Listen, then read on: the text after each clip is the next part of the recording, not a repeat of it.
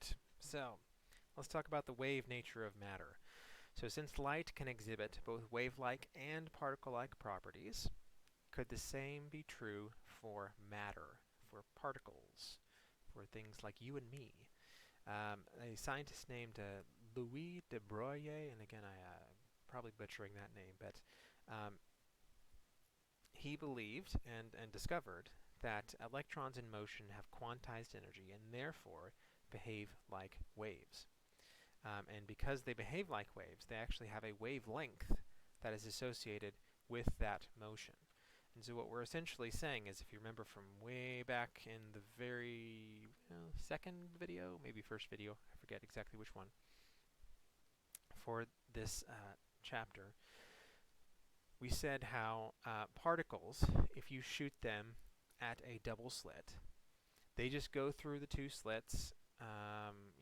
Particles will go through one, different particles will go through the other one, and you'll just get two signals on your detector back here because they're not waves. There's no diffraction happening. But what was discovered was that when you shoot electrons at a double slit like this, the electrons actually behave like a wave. Even though electrons are particles, they have mass. It's not very much mass, but they do have mass. They are actual particles, like marbles, only much, much, much, much smaller. And so, when you shoot electrons at a double slit like this, you actually get an interference pattern which demonstrates that electrons have wave behaviors. Electrons aren't the only thing that have wave behaviors, however. Everything actually has some amount of wave nature, but it really only shows itself in really tiny things. So de Broglie developed an equation to relate the mass and velocity of a particle to its wavelength, and that's this equation.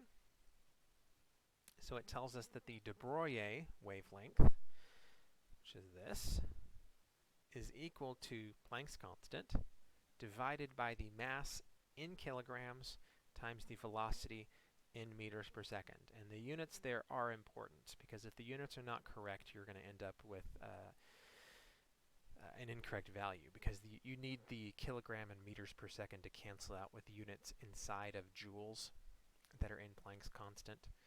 I think we've talked about this before, but joules are kilogram meter squared per second squared are the units inside of that, and so you do need those units to match to cancel those out. So we can use the de Broglie equation to calculate the wavelength of anything.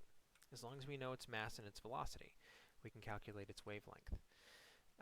So for example, an electron that is moving at 6 times 10 to the 6 meters per second has a wavelength of about 1/10 of a nanometer, which is pretty tiny.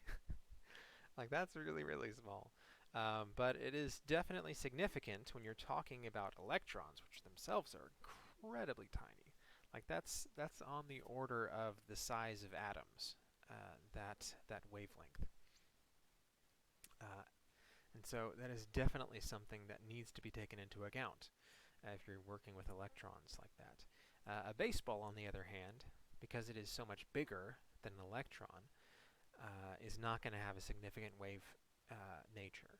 So a 145-gram baseball moving at 95 miles per hour, which is a halfway decent fastball, has a wavelength of 1.08 times 10 to the negative 34 meters. So practically none. There's really no need to even consider that wave nature. The person that's trying to hit that ball does not have to worry about the wave nature of the baseball making him miss. So no need to worry about that. So let's go ahead and calculate the wavelength of an electron traveling with a speed of 2.65 times 10 to the 6 meters per second. Go ahead and pause the video and try to do this on your own first.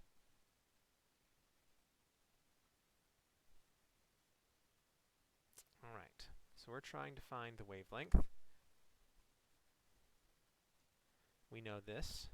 The wavelength is equal to Planck's constant divided by the mass times the velocity.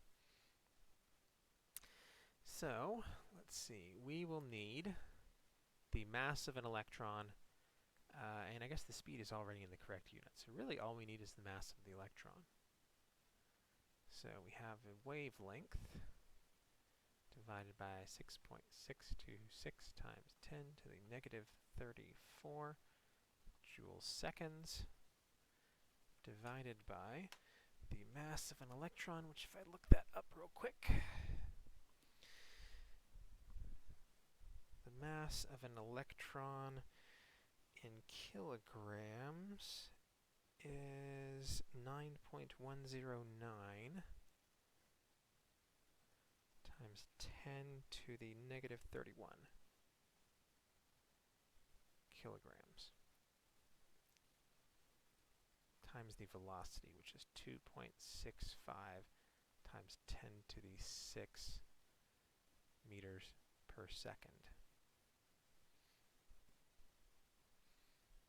All right. So now we have some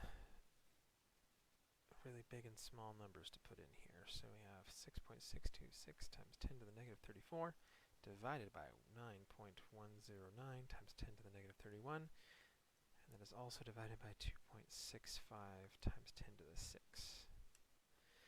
So the wavelength of our electron is 2.74 times 10 to the negative 10 meters, is what those units would work out to be. Again, that is kilogram meter squared per second squared. So the 2 seconds cancel with those, one of those meters cancels, and then the kilograms cancel. And if you convert that into nanometers, that would be 0.274 nanometers.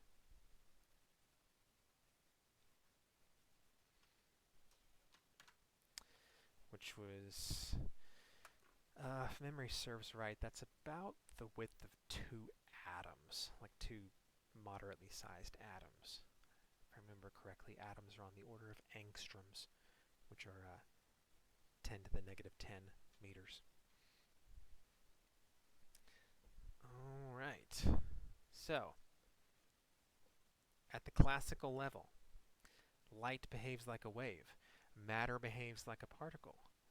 But at the atomic level, at the very, very, very tiny level, light also behaves like a particle. Those are the photons we talked about. And matter also behaves like a wave. Very strange, but true. This is what we call particle-wave or wave-particle duality, where sometimes, just depending on what's going on, something might behave like a wave, and sometimes it might behave like a particle. It truly just depends on what you're doing.